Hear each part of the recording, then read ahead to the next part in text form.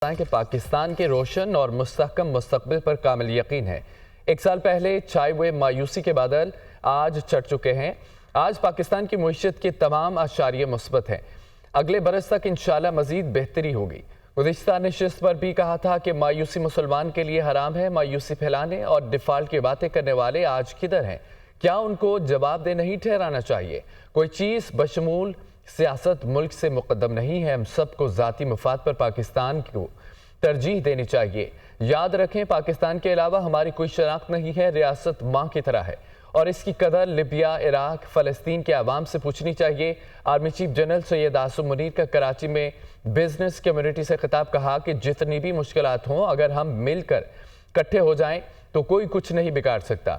آپ اپنا پیسہ لے کر پاکستان آئیں، عوام بھی کمائے، ملک بھی ترقی کرے۔ صرف پاکستانی ہی پاکستان کو بیل آؤٹ کے ذریعے معاشی استحکام دلا سکتے ہیں۔